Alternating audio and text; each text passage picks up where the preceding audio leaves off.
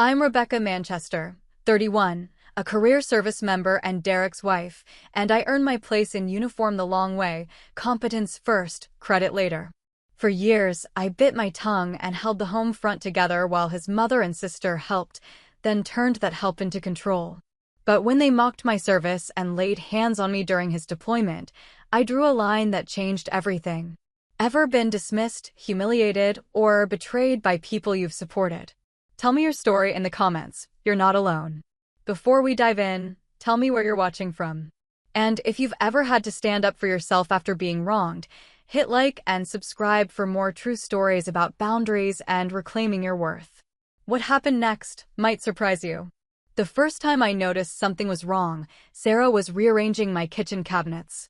Not helping. Rearranging.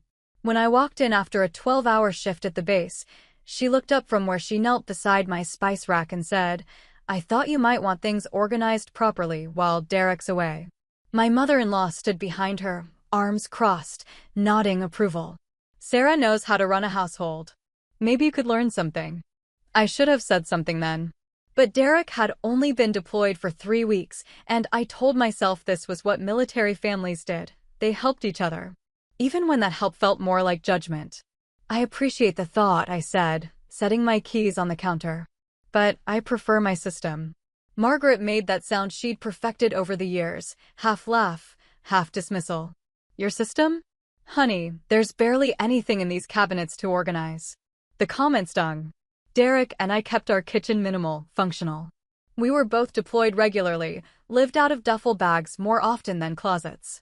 But the way she said it, like our lifestyle was somehow inadequate, made my shoulders tense. Sarah stood, wiping her hands on a dish towel from Derek's childhood home. When had she brought that over? "We're just trying to help you feel more settled. Derek would want his family taken care of." There it was, the subtle implication that I wasn't family, not really. That I was something to be managed, not someone to be supported. Over the next few weeks, the pattern established itself. They'd arrive unannounced, always with some excuse about checking on me or bringing groceries I hadn't requested.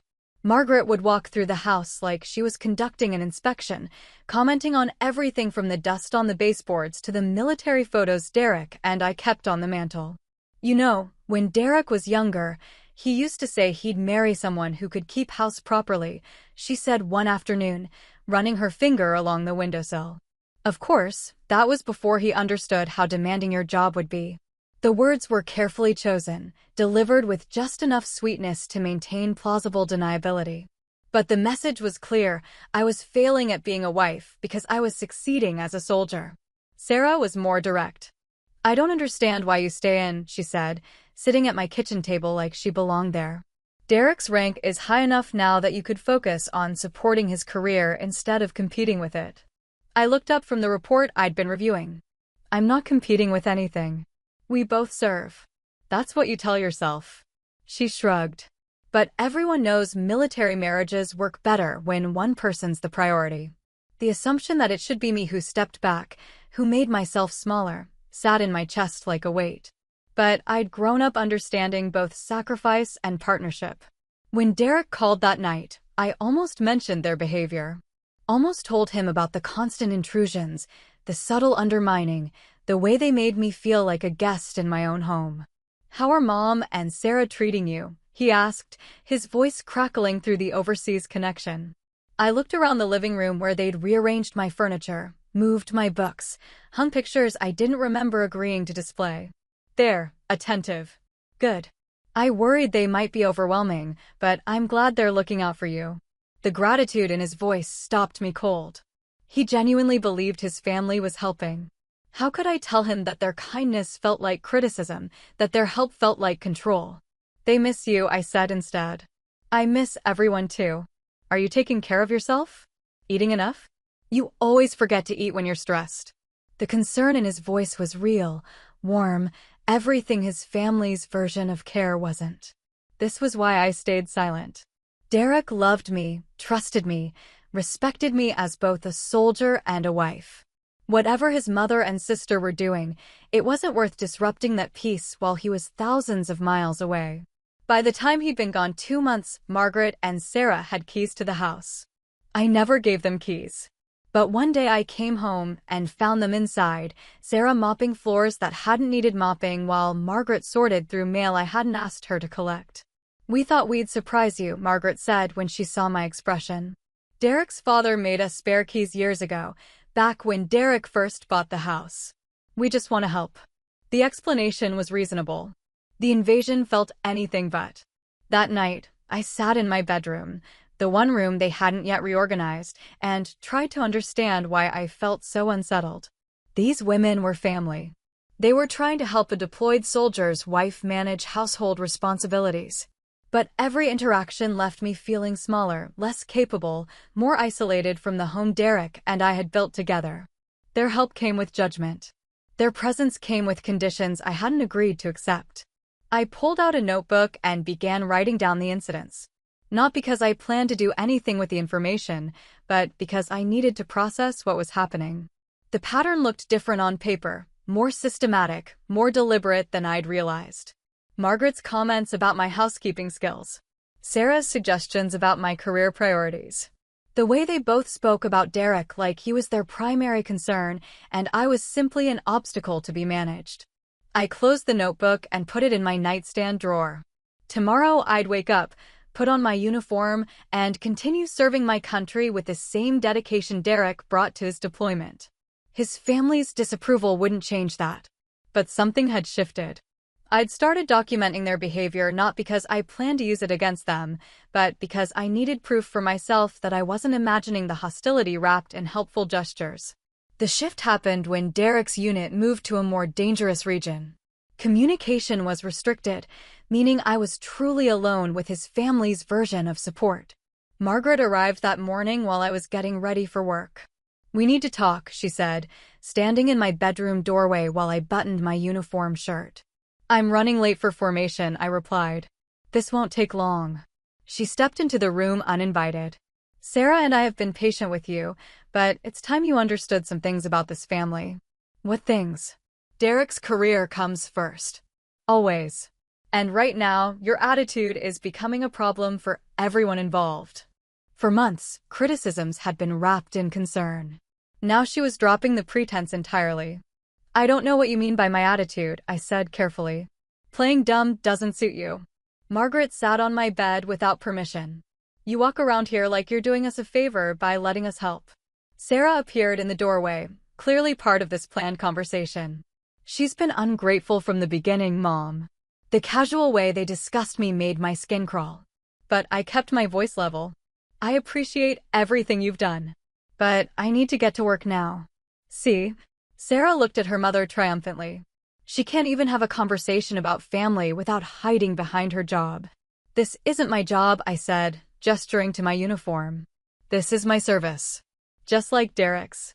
Margaret's laugh was sharp. "Oh, honey. Derek's service matters because he's building something.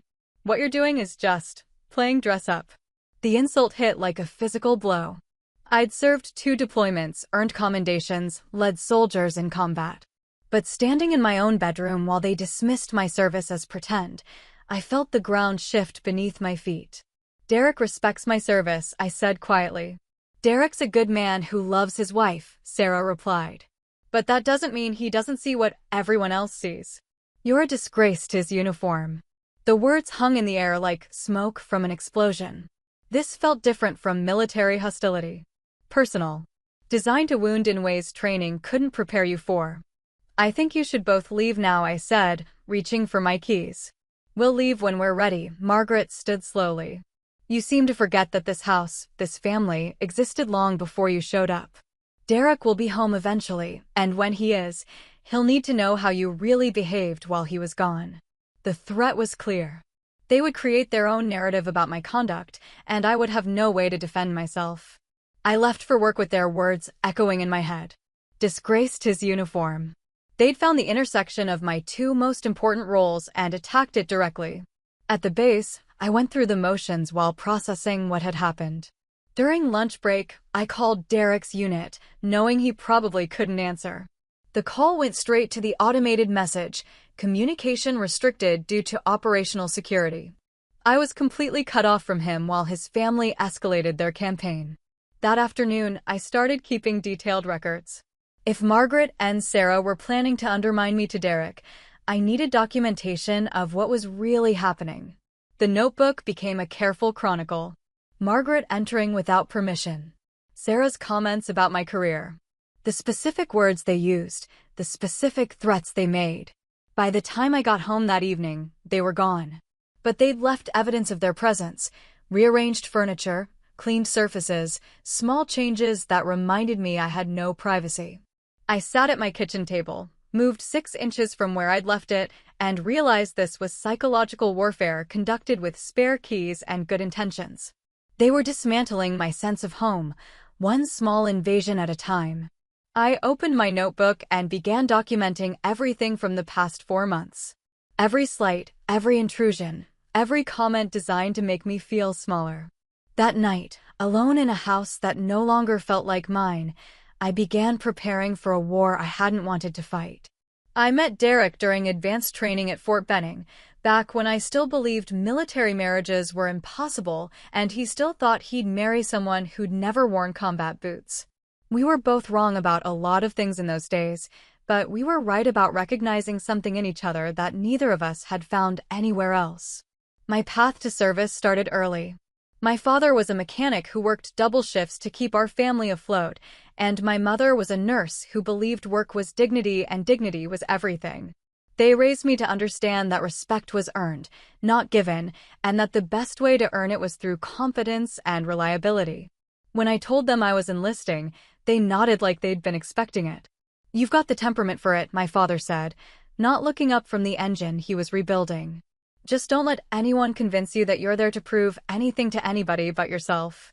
The advice served me well through basic training, through the skeptical looks and occasional hostility from soldiers who thought women didn't belong in combat roles, through the 100 small tests that came with being female in a male-dominated field. By the time I reached Fort Benning, I'd learned to let my work speak for itself. Derek noticed the work first. We were partnered for a navigation exercise that most people struggled with, but I'd grown up reading topographic maps with my father during weekend hiking trips. While other teams argued over compass readings and elevation markers, Derek and I moved through the course like we'd designed it ourselves. "You're good at this," he said during our meal break, not like he was surprised, but like he was stating a fact worth acknowledging. "So are you," I replied, because he was.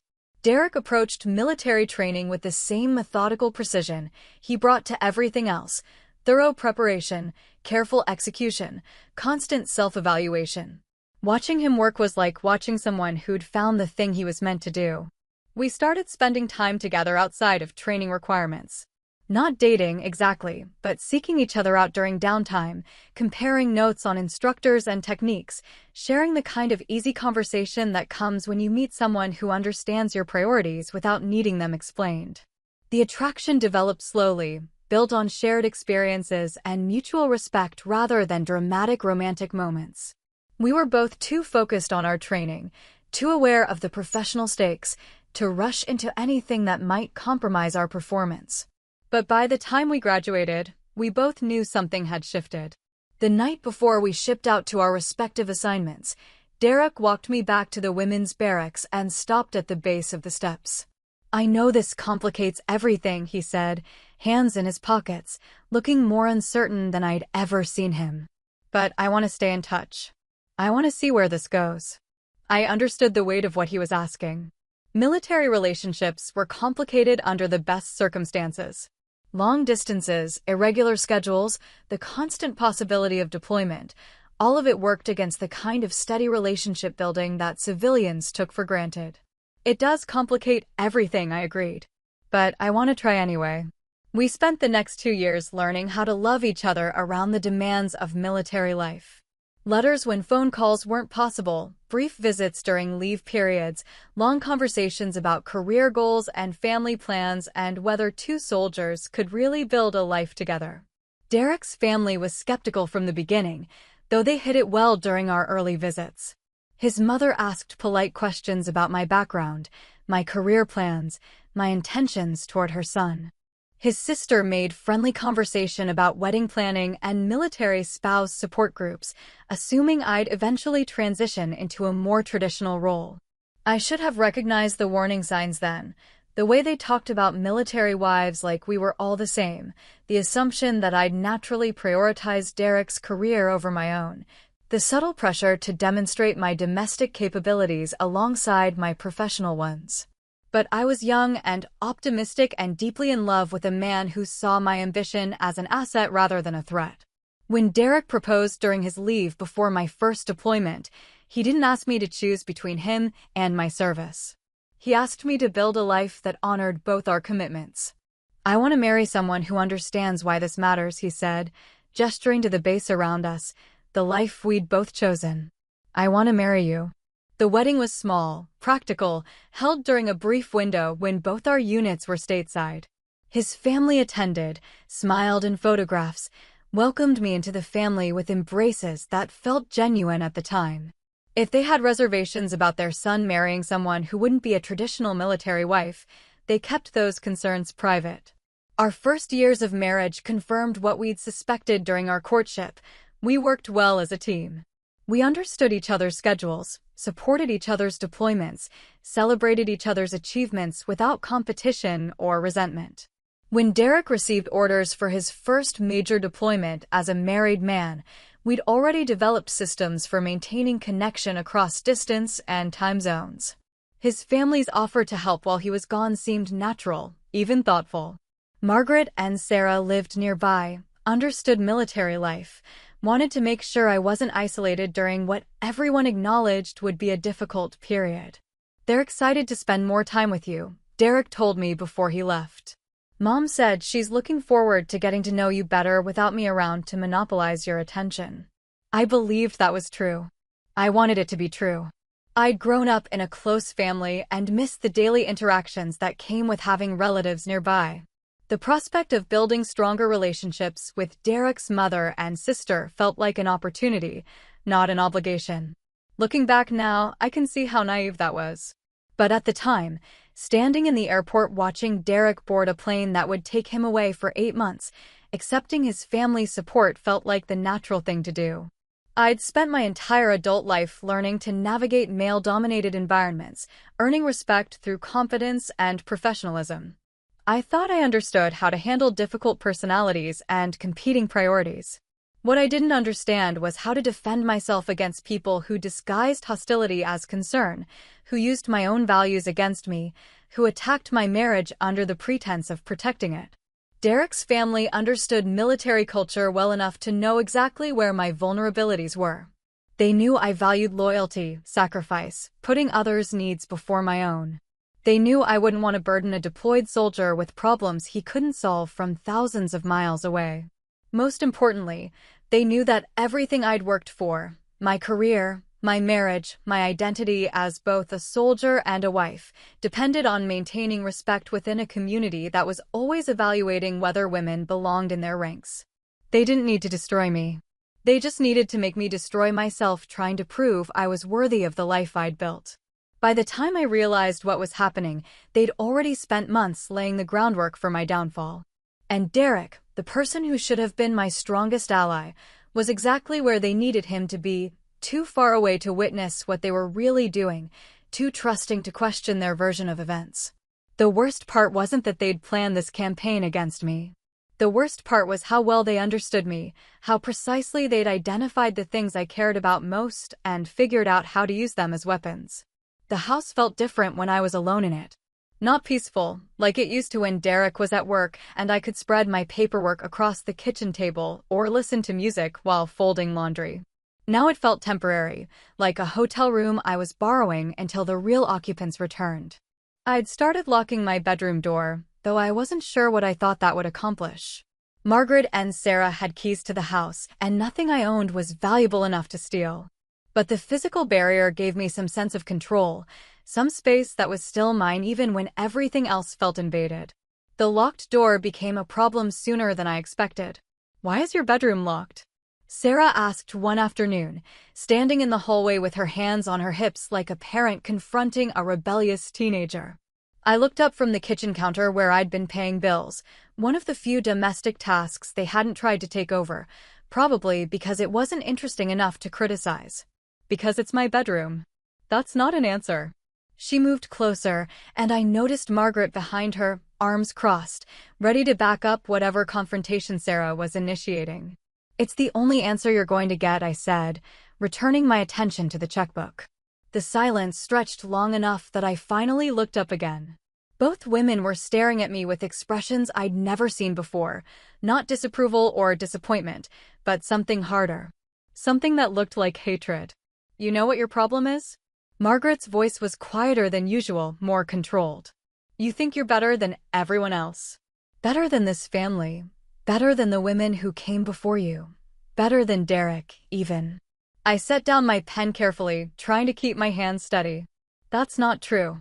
Isn't it? Sarah laughed, but there was no humor in it. You walk around here like we're your servants, like we should be grateful for the privilege of helping you. You lock doors against family. You dismiss everything we try to do. You act like Derek's deployment is somehow harder on you than it is on us. The accusations were so far from my reality that I couldn't process them at first. I'd never asked them to help. I'd never suggested my experience was more difficult than theirs. If anything, I'd gone out of my way to accommodate their constant presence, their rearrangements, their criticism disguised as concern. I've never asked you to do anything for me, I said finally. See? Margaret looked at Sarah triumphantly. She can't even acknowledge what we've done. Can't even say thank you for all the time we've spent trying to help her adjust to being a military wife. I didn't need to adjust. I was already a military wife before you started helping. The words came out sharper than I intended, and I saw both women react like I'd slapped them. Margaret's face flushed red, and Sarah took a step forward that felt distinctly threatening. No, Sarah said, her voice low and dangerous. You were playing house with our son and brother. There's a difference between wearing a uniform and understanding what military families actually sacrifice. I've been deployed. I've served in combat zones. I understand sacrifice. You understand selfishness, Margaret replied. You understand putting your own career ahead of your husband's needs, your own ambitions ahead of your family's well-being. That's not sacrifice. That's just narcissism in camouflage. The attack felt like it came from everywhere at once. My service, my marriage, my character, my identity, all of it under assault from women who were supposed to be family, who were supposed to support me while Derek was gone.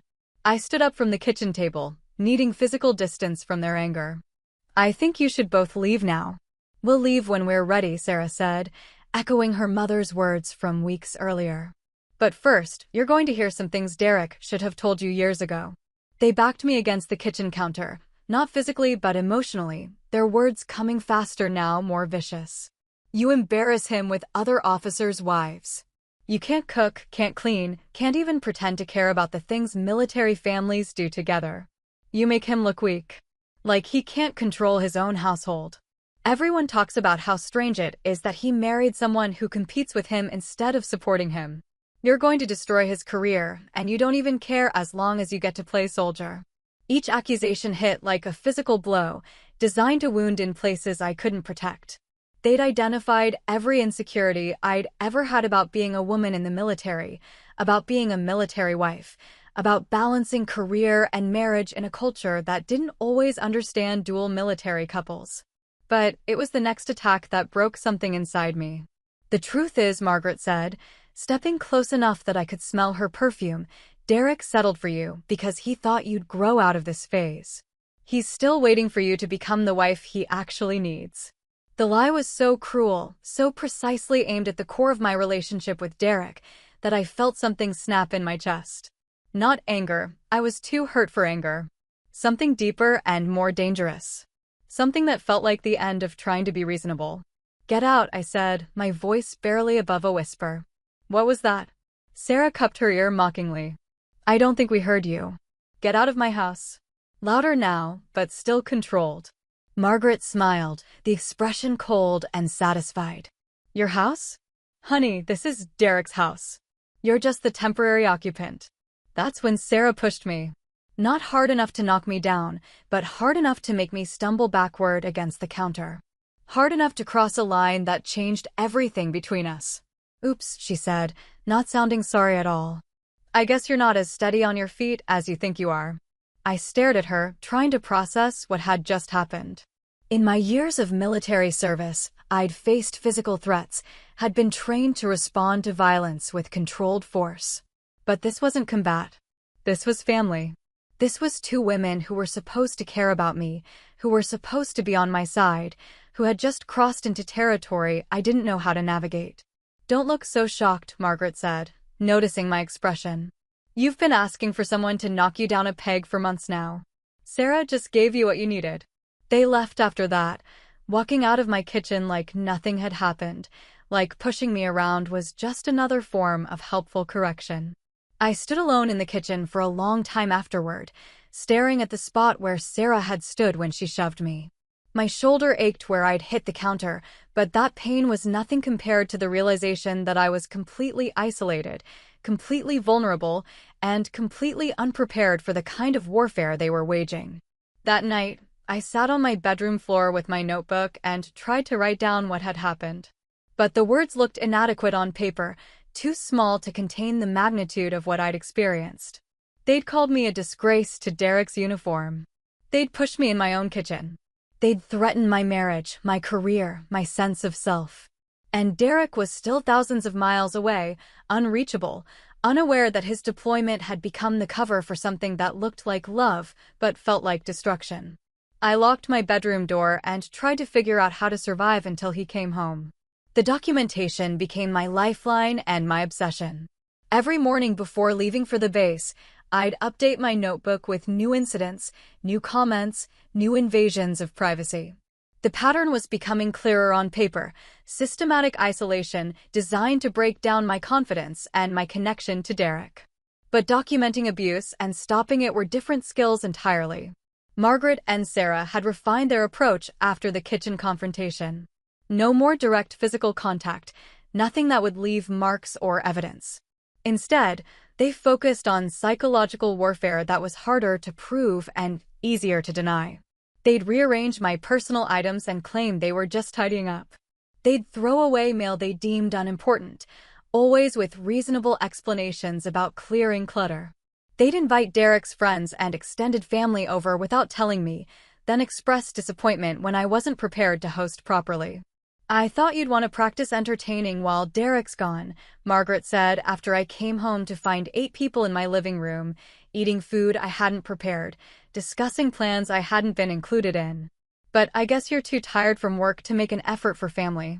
The guests, Derek's cousins, his old friends from high school, people I'd met but didn't know well, looked uncomfortable. They could sense tension but couldn't identify its source. I appeared to be the problem. The unfriendly wife who couldn't be bothered to welcome her husband's family into her home. I excused myself to change out of my uniform, and when I returned, the conversation had shifted to stories about Derek's ex-girlfriend from college. How domestic she was. How well she fit into family gatherings. How sad it was that things hadn't worked out. She would have made such a good military wife, Sarah said, looking directly at me. Some women are just naturally suited for it. The message was clear. I was not naturally suited for it, and everyone in the room could see the difference between me and the woman Derek should have married. I spent the evening listening to comparisons disguised as fond memories, serving food I hadn't cooked to people who'd been told I didn't care enough to prepare for their visit. By the time they left, I felt like I'd failed a test I hadn't known I was taking. That became their favorite strategy, creating situations where I couldn't succeed, then using my failure as evidence of my inadequacy as Derek's wife. They'd commit to volunteer activities on my behalf, then express disappointment when I couldn't attend due to work obligations. They'd schedule family events during my duty hours, then describe my absence as selfishness. They'd make plans for home renovations and present them as gifts, then act hurt when I preferred things the way Derek and I had arranged them. Each incident was defensible individually. Taken together, they created a narrative of a woman who didn't appreciate her husband's family, didn't prioritize her marriage, didn't understand what it meant to be part of a military community. The isolation was working. I'd stopped mentioning their visits to my colleagues at the base, stopped trying to explain why I seemed stressed and distracted. How could I describe what was happening without sounding paranoid or ungrateful? They were helping me manage household responsibilities while my husband was deployed. They were including me in family activities and social gatherings. They were offering advice and support during a difficult time. The fact that their help felt like punishment, their inclusion felt like judgment, their support felt like surveillance, none of that showed up in the basic facts of what they were doing. I started avoiding home whenever possible. Extra hours at the base, volunteer duties I'd never pursued before, any excuse to stay away from the constant evaluation and correction. But that created its own problems. The longer I stayed away, the more time Margaret and Sarah had alone in my house, the more opportunities they had to document my absence for future discussions with Derek. "She's never home anymore," I imagined Margaret telling him.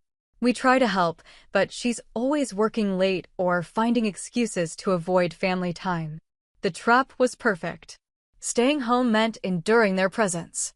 Avoiding them meant confirming their narrative about my priorities and character.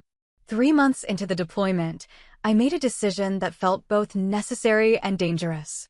I started setting boundaries, small ones at first, testing whether I could reclaim any control over my own life. I changed the locks. Not to keep them out permanently, but to regain some say in when they could enter my house. I left them a message explaining that I'd be happy to coordinate visits in advance, that I needed some predictability in my schedule while managing work and household responsibilities alone. The response was swift and disproportionate.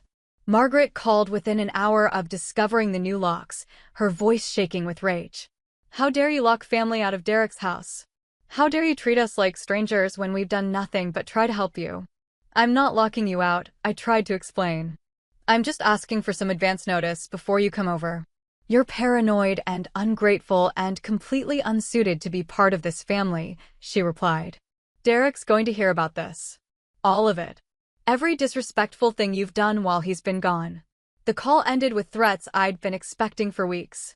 They would tell Derek their version of events when he returned. They would document my behavior, my attitude, my failure to appreciate their support. They would make sure he understood what kind of woman he'd married. That night, I sat in my locked bedroom and tried to prepare for a conversation that would determine the future of my marriage. How do you defend yourself against accusations that contain just enough truth to be believable?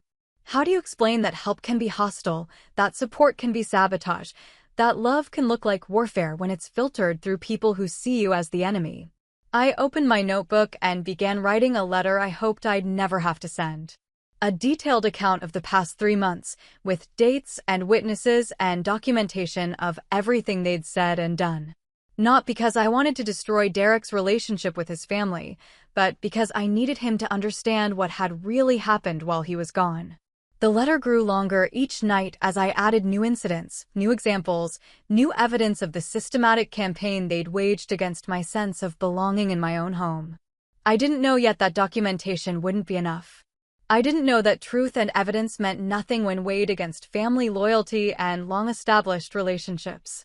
I didn't know that the next phase of their plan would make everything I'd endured so far look like gentle preparation for the real destruction they had in mind. But I was learning to fight back, even if I didn't fully understand yet what I was fighting against. The beating came on a Tuesday night in November, 3 weeks before Derek was scheduled to return from deployment. I'd been working late, reviewing personnel files for upcoming evaluations, when I realized I'd left important documents at home. The base was quiet, most people gone for the evening, and I decided to retrieve the files rather than start over the next day. I should have been more careful about operational security, should have varied my routines, should have anticipated that Margaret and Sarah had been watching my schedule for months and knew exactly when I'd be vulnerable. They were waiting in my kitchen when I walked through the front door. Not sitting at the table like they usually did, not pretending to clean or organize or help with anything. Just standing there in the dark, silhouettes against the window, like predators who'd finally cornered their prey. "We need to have a conversation," Margaret said when I reached for the light switch. "Leave the lights off," Sarah added. Something in their voices made me step backward toward the door, but Sarah moved to block my exit while Margaret approached from the other side. They'd planned this, coordinated it, prepared for exactly this moment when I'd be alone and off guard. 3 weeks, Margaret said, her voice conversational despite the darkness. 3 weeks until Derek comes home and sees what you've really become while he's been gone. I haven't become anything, I said, trying to keep my voice steady. I've been working and maintaining this house and trying to deal with your constant interference. The slap came so fast I didn't see it coming. Margaret's hand across my face, hard enough to snap my head sideways and leave my cheek burning. Don't you dare talk to me about interference, she said, her voice still calm, still controlled. We've spent months trying to help you become the wife Derek deserves, and all you've done is fight us every step of the way. I pressed my hand to my cheek, shocked not just by the violence, but by how prepared they were for it. This wasn't anger spiraling out of control. This was calculated, deliberate, designed to send a message I couldn't misunderstand. You changed the locks, Sarah said, circling around behind me. You locked out the people who love Derek most, who've known him longest, who understand what he needs better than you ever will. Another slap, this time from Sarah, catching me across the other cheek before I could raise my hands to defend myself. You embarrass him with your career obsession, your inability to maintain a proper home, your complete failure to integrate into this family. They took turns now, delivering both words and blows with the same methodical precision. Not hard enough to do serious damage, but hard enough to hurt, hard enough to humiliate, hard enough to make me understand that I was completely powerless in my own house. You're a disgrace to his uniform, Margaret said, the phrase she'd been building toward for months. A pathetic imitation of a soldier and an even worse excuse for a wife. I tried to move toward the door, but they blocked me again, pushing me back against the kitchen counter. The same counter where Sarah had shoved me months earlier, but this time there was no pretense of accident, no plausible deniability. Please stop, I said, hating how weak my voice sounded, how completely they'd reduced me to begging in my own home. Stop. Sarah laughed, the sound sharp and cruel in the darkness. We haven't even started telling you what Derek's going to hear when he gets home. They outlined their plan with the satisfaction of people who'd been rehearsing this moment for months. Every incident would be reframed, every conflict reinterpreted, every moment of resistance presented as evidence of my instability and ingratitude. The locked doors would become paranoid isolation. My work schedule would become selfish neglect of family obligations. My attempts to maintain boundaries would become disrespect for people who'd done nothing but try to help. He'll see the truth, Margaret said, grabbing my arm hard enough to leave fingerprints. That you never belonged in this family, never deserved him, never understood what it means to be a military wife. He already knows what kind of wife I am, I said, trying to pull away from her grip. Does he? Sarah moved closer, her face inches from mine.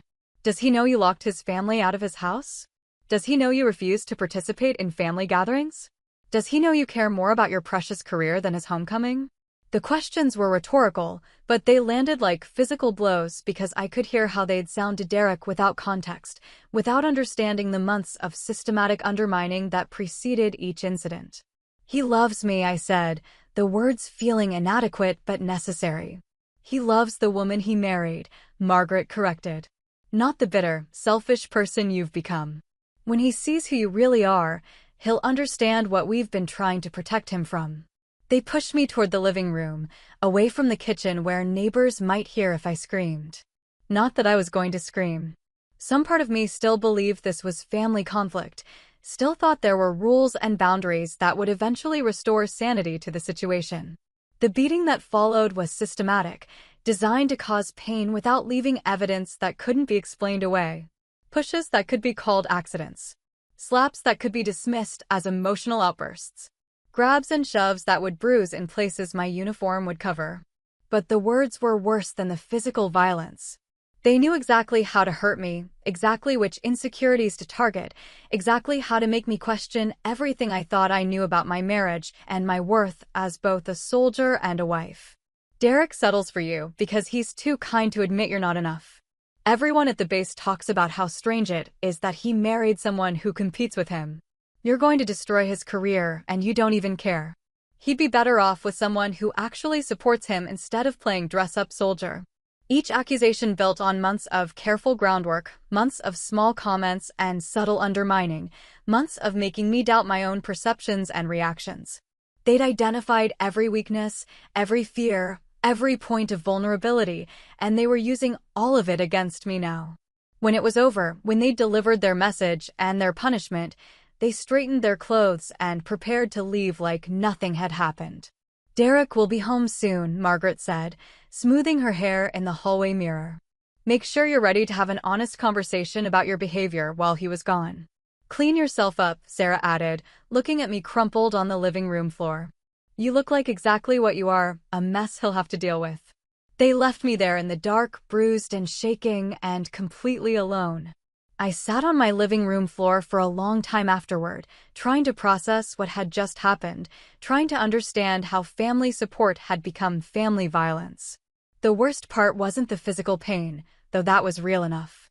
The worst part was the certainty in their voices, the absolute confidence that they were right about me, about my marriage, about what Derek would choose when forced to decide between his wife and his family.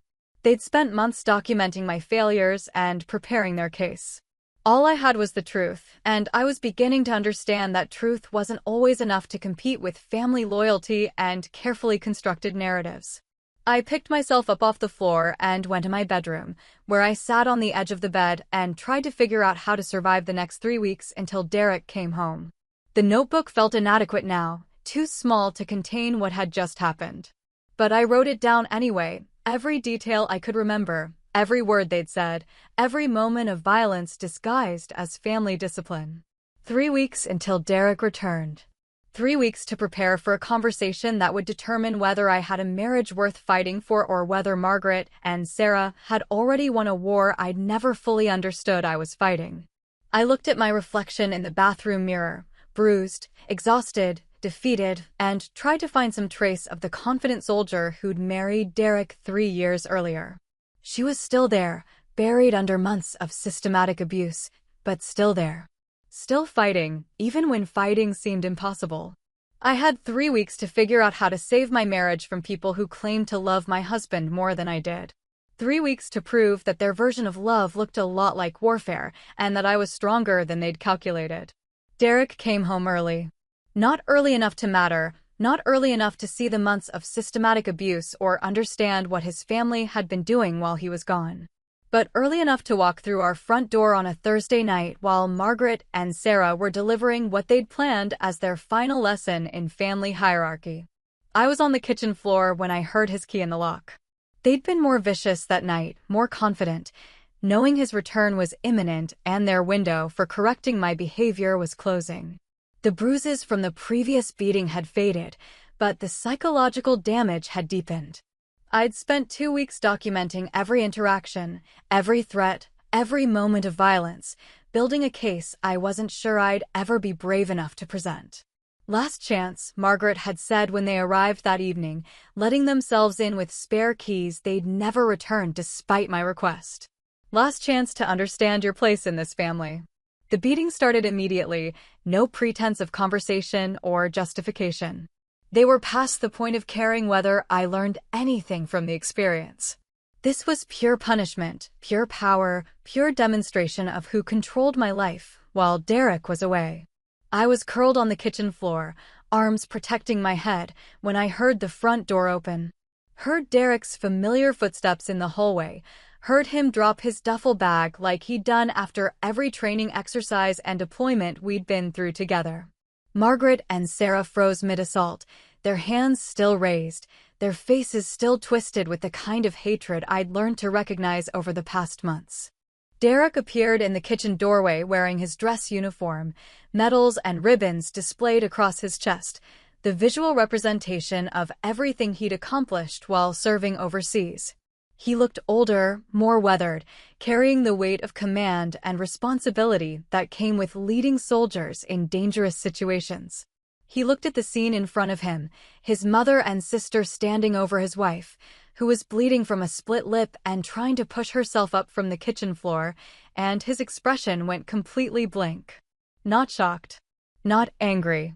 Just empty, like his mind was processing information too complex and terrible to register immediately.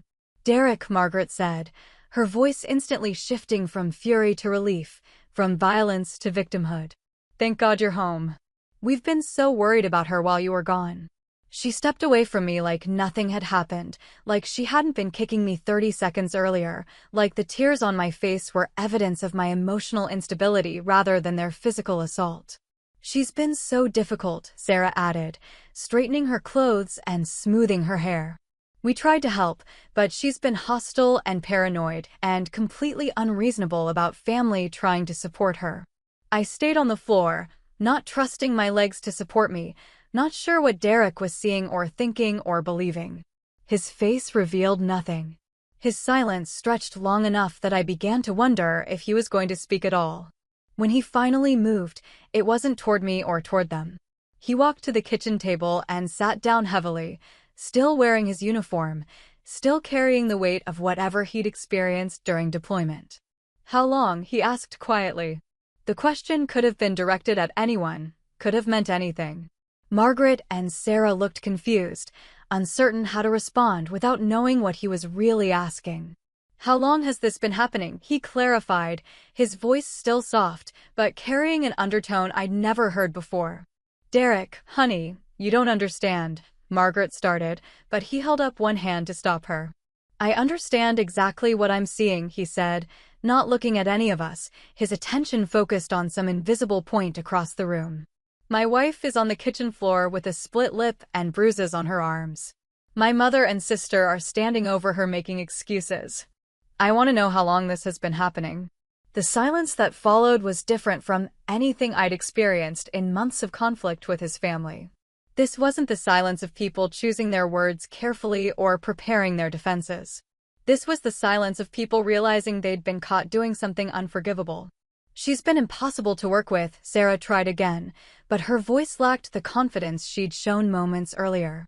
We've been trying to help her adjust to being a military wife, but she's been resistant and hostile and Sarah. Derek's voice cut through her explanation like a blade. Stop talking. He stood up from the table and walked over to where I was still sitting on the floor. When he knelt beside me, I could see the details I'd missed from across the room, the exhaustion in his eyes, the weight loss from months of deployment stress, the careful way he was controlling his breathing like he was managing explosive anger. Can you stand? He asked, extending his hand. I took it and let him help me to my feet, though I was unsteady and had to lean against the counter for support. The kitchen felt different with him in it, smaller somehow, like his presence had shifted the power dynamics that had controlled my life for months. Go pack a bag, he said quietly. We're leaving. Derek, you can't just, Margaret began, but he turned to look at her with an expression that stopped her mid-sentence. I can do whatever I think is necessary to protect my wife, he said, his voice still controlled, but carrying unmistakable authority. And right now, I think it's necessary to remove her from this situation while I figure out what's been happening in my house while I was gone. Your house? Sarah's voice went up an octave. This is the family home. We've been here longer than she has. We have more right, you have no rights here, Derek interrupted, and for the first time since he'd walked through the door, his careful control slipped enough to let real anger show through. None. This is my home with my wife, and if I find out you've been abusing her while I was deployed, you'll be lucky if removing you from our lives is the worst consequence you face. I went to the bedroom and packed quickly, throwing clothes and documents into a bag while listening to the muffled conversation in the kitchen. Derek's voice remained low and controlled, but Margaret and Sarah's responses grew increasingly shrill and desperate. When I returned, they were gone. Derek was standing at the kitchen sink, looking out the window at the darkness beyond our backyard. How bad was it? He asked without turning around. I set my bag by the door and tried to figure out how to summarize months of systematic abuse in a way that would make sense to someone who hadn't lived through it. Bad, I said finally. Worse than what you saw tonight. He nodded like he'd expected that answer, like he'd already begun calculating the full scope of what had happened while he was gone. I'm sorry, he said, still looking out the window. I'm sorry I wasn't here to protect you. I'm sorry I didn't see what they were doing. I'm sorry I put you in this situation. The apology broke something open in my chest that I'd kept carefully sealed for months. Not relief, exactly, because the damage was already done. But recognition. Acknowledgement. The beginning of understanding that I hadn't been crazy or oversensitive or ungrateful. I documented everything I said, pulling the notebook from my bag. Dates, times, witnesses when there were any. I wrote it all down because I knew they'd have their own version to tell you. Derek took the notebook and sat back down at the kitchen table, opening it to the first page. I watched him read my careful documentation of months of abuse disguised as family support, watched his expression darken as he processed the systematic nature of what they'd done. "We're going to a hotel tonight," he said after several minutes. "Tomorrow we'll figure out what comes next. But tonight, we're leaving this house and everything that happened here while I was gone." I nodded, grateful for his decisiveness, grateful that he was taking charge of a situation I'd been managing alone for too long. As we drove away from the house, our house, the home we'd built together before deployment and family obligations and systematic abuse had transformed it into something unrecognizable, I realized that Derek's early return wasn't the rescue I'd been hoping for. It was the beginning of a different kind of battle. The battle to rebuild trust, to process trauma, to figure out whether our marriage could survive what his family had done to both of us while he was away. But for the first time in months, I wasn't fighting that battle alone. The hotel room was generic and impersonal, exactly what I needed after months of having my personal space invaded and rearranged. Derek sat in the single chair while I perched on the edge of the bed, both of us trying to figure out how to have a conversation we'd never imagined needing. "Why didn't you tell me?" he asked, and I could hear the genuine confusion behind the question. "Why didn't you call, right? Find some way to let me know what was happening?" I'd prepared for this question during the weeks leading up to his return, had rehearsed explanations that might help him understand why I'd stayed silent while his family systematically destroyed my sense of safety and belonging. "Because you were deployed," I said. "Because you had soldiers depending on you to stay focused and make good decisions. Because I knew you couldn't do anything about it from thousands of miles away, and I didn't want to add to the stress you were already carrying." He nodded slowly, like he understood the logic even if he didn't agree with it. "But it got worse because you didn't tell me. If I'd known what they were doing, I could have called them, set boundaries, made it stop." "Could you?" I pulled my notebook from the nightstand where I'd left it, flipping through pages of careful documentation. "Look at this from their perspective. I was the outsider who didn't appreciate their help. I was the ungrateful wife who locked family out of her husband's house. I was the selfish woman who cared more about her career than supporting your deployment." Derek took the notebook again, reading more slowly this time, paying attention to patterns I'd identified over months of systematic abuse. "They had an answer for everything," I continued. "Every boundary I tried to set became evidence of my hostility. Every attempt to maintain independence became proof that I didn't understand military family life. If you'd called to confront them based on my complaints, what would that have looked like?" He was quiet for a long time, reading and processing, beginning to understand the sophisticated nature of what they'd done. This wasn't random family conflict or personality clashes. This was deliberate psychological warfare designed to isolate me from him and from any support system that might have protected me. "They knew exactly what they were doing," he said finally, closing the notebook and looking at me with an expression I couldn't quite read. "They understood how deployment works, how military marriages work, how to use our values against us. They used my loyalty to you as a weapon," I agreed. "Every time I wanted to call you, wanted to tell you what was happening, I thought about you trying to lead soldiers while worrying about problems at home that you couldn't solve. I thought about the guilt you'd carry, the distraction it would cause. So you carried it alone." "I tried to. I thought I could handle it until you came home, thought I could protect both of us by staying silent." Derek stood up and walked to the window, looking out at the parking lot where other travelers were dealing with their own temporary displacement from normal life. "I should have seen the signs," he said. "In their messages, their phone calls, the way they talked about you. I should have paid more attention." I thought about the calls I'd listened to, the conversations where Margaret and Sarah had presented carefully edited versions of our interactions, focusing on my supposed ingratitude and neglect of family obligations. "They were careful," I said. They never outright lied about specific incidents, just reframed them in ways that made me look unreasonable. And you wanted to believe they were helping. You needed to believe your family was taking care of me while you were gone. I trusted them. His voice carried a weight of betrayal that matched my own. I trusted them with the most important person in my life, and they used that trust to abuse you. The silence that followed felt different from the careful quiet we'd maintained since leaving the house. This was processing silence, the quiet of two people beginning to understand the full scope of damage that needed to be repaired. What happens now? I asked finally. Derek turned away from the window and looked at me directly for the first time since we'd arrived at the hotel. Now we figure out how to rebuild. How to trust each other again, how to create boundaries with my family, how to move forward from this. Do you believe me? About all of it. The question had been sitting in my chest for hours, since the moment he'd walked into the kitchen and seen his mother and sister standing over me. Because documentation was one thing, but belief was another, and I'd lived with their version of events for so long that I'd started doubting my own perceptions. I believe you, he said without hesitation. I saw enough tonight to know everything else you've written is true. I saw who they really are when they thought no one was watching. Relief flooded through me so completely that I had to put my head between my knees to keep from passing out. For months, I'd been preparing to defend my version of events against people who'd had more time to prepare their case, more history with Derek, more claim to his loyalty and trust. But believing you and knowing how to fix this are different things, he continued. They're my family. They've been part of my life longer than you have. This isn't just about cutting contact, it's about fundamentally changing relationships that have existed for 30 years. I understood what he was telling me.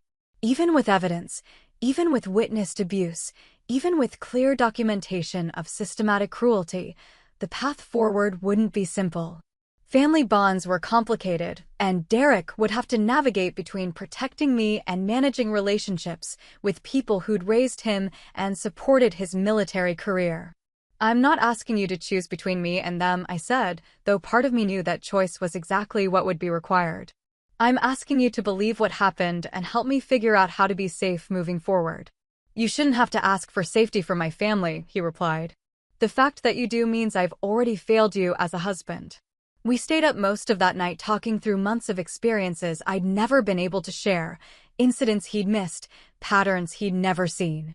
Derek asked careful questions, not because he doubted my account, but because he was trying to understand the full scope of what they'd done and how to prevent it from happening again. By morning, we had the beginning of a plan. Boundaries that would protect me while allowing Derek to maintain whatever relationship with his family he could salvage. Consequences that would make clear the price of their behavior. Changes to our living situation that would ensure I never again faced their abuse alone.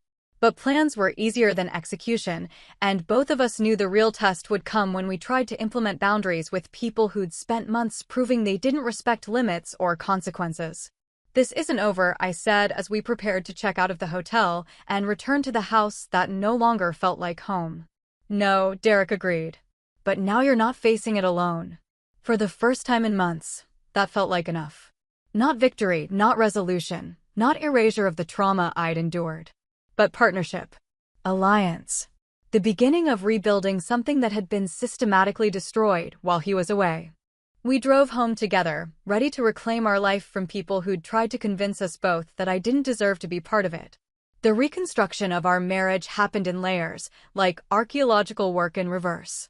Each conversation revealed another piece of damage that needed repair, another assumption that needed challenging, another bond that needed rebuilding from foundation up.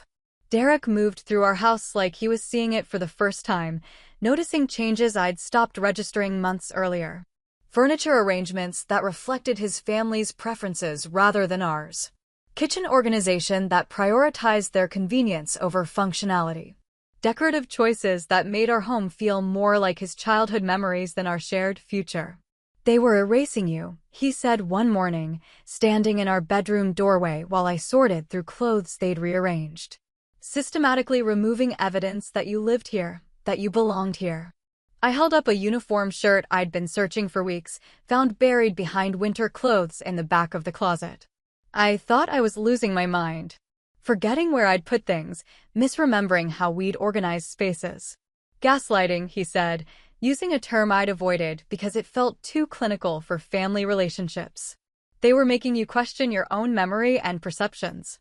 The word hung between us, naming something I'd experienced but hadn't fully acknowledged. Military training taught situational awareness, taught recognition of psychological warfare when conducted by enemy forces.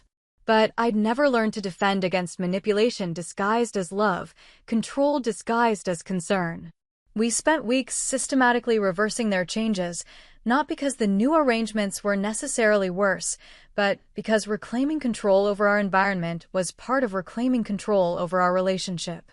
Every piece of furniture we moved back to its original position felt like a small victory against people who'd tried to convince us both that I didn't understand how to create a proper home. The harder work was rebuilding trust between us. Not because Derek doubted my account of what had happened, but because months of systematic abuse had changed both of us in ways we were still discovering. I'd learned to hide my reactions, minimize my needs, anticipate criticism and rejection from people who were supposed to support me. He'd learned to rely on his family's version of events, to assume their involvement in our marriage was helpful rather than harmful.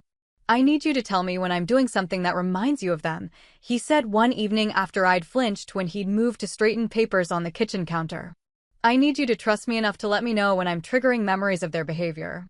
The request was reasonable, but it required a level of vulnerability I'd spent months learning to suppress. Acknowledging triggers meant admitting how deeply their abuse had affected me, how much power they'd gained over my sense of safety and belonging. But slowly, carefully, I began naming the things that made me anxious. When he rearranged items without asking. When he made plans that included his extended family without consulting me first. When he used phrases that echoed their criticisms of my domestic capabilities or military priorities. He, in turn, began recognizing how many of his assumptions about marriage and family life had been shaped by people who'd systematically tried to destroy his wife's sense of worth and belonging. "They told me you were struggling with military spouse life," he said one night, reading through emails they'd sent during his deployment. "They made it sound like you needed more support, more guidance, more help adjusting to my career demands." I read over his shoulder, seeing the careful language they'd used to create narrative around my supposed difficulties. Every incident reframed as evidence of my inability to handle military life. Every boundary I'd tried to set presented as resistance to family support. "They made me complicit," he realized, his voice tight with anger and self-recrimination. "Every time I thanked them for helping you, every time I expressed gratitude for their involvement, I was enabling their abuse." The guilt he carried was different from mine, but equally corrosive. I'd spent months wondering if I was overreacting, if I was ungrateful, if I was failing as a military wife. He'd spent months unknowingly supporting people who were systematically destroying his marriage while claiming to protect it. But recognition of damage was different from healing it. The real work began when we started building new patterns, new ways of communicating that didn't assume hidden agendas or defensive positioning. Learning to discuss household decisions without me anticipating criticism. Learning to make social plans without him assuming I'd find reasons to avoid family gatherings. We practiced conversations about difficult topics, about career decisions and family boundaries and future plans. Not because we disagreed about these things, but because months of systematic abuse had taught me to anticipate conflict and taught him to rely on intermediaries who'd had their own agenda. Professional counseling helped, though finding a therapist who understood military life and family dynamics took time. The first counselor we tried focused on communication techniques without acknowledging the systematic nature of what I'd experienced. The second one understood trauma but didn't grasp how deployment stress had made both of us vulnerable to manipulation. The third one, a retired military psychologist who specialized in family systems, helped us understand that what had happened wasn't just abuse, but deliberate sabotage of our marriage by people who'd never accepted me as Derek's choice of partner. "They weren't trying to help you adjust to military life," she told us during one of our sessions. "They were trying to prove you were unsuited for it." Every intervention was designed to create evidence that Derek had married the wrong person. The distinction mattered because it reframed everything that had happened. This wasn't misguided assistance or personality conflicts.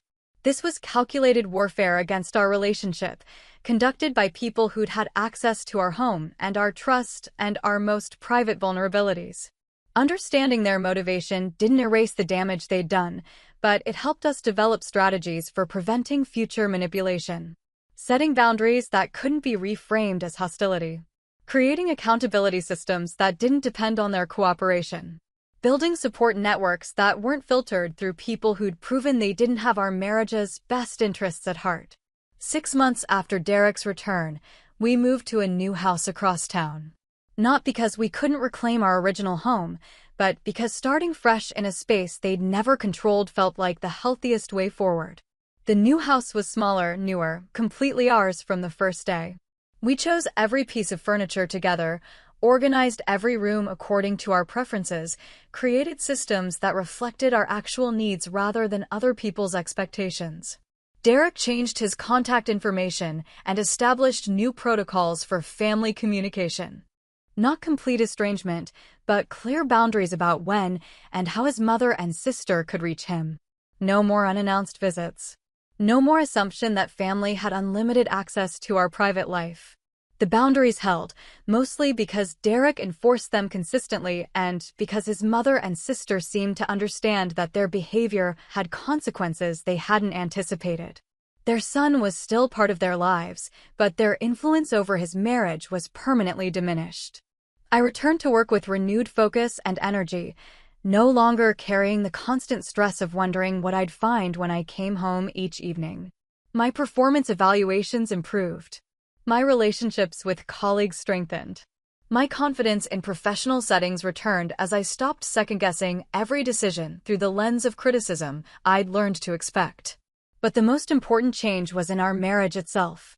We'd learned to protect what we'd built together, to recognize threats disguised as help, to trust each other's perceptions even when they conflicted with family narratives. We developed new ways of communicating that didn't assume hidden agendas or require defensive positioning. Most importantly, we'd proven to ourselves that our partnership was strong enough to survive systematic attempts to destroy it. Not unscathed, not unchanged, but intact and growing stronger through the process of deliberate reconstruction. The abuse had ended. The real work of healing had begun. That was my reality, months of silence, until the truth finally came out. Have you ever had to stand up to in-laws or been caught between loyalty to your partner and toxic family pressure? How did you handle it? Share your story in the comments. I'd love to hear it. And if you believe no one should endure abuse in silence, hit like, subscribe, and stick around for more true stories about boundaries, resilience, and reclaiming your worth.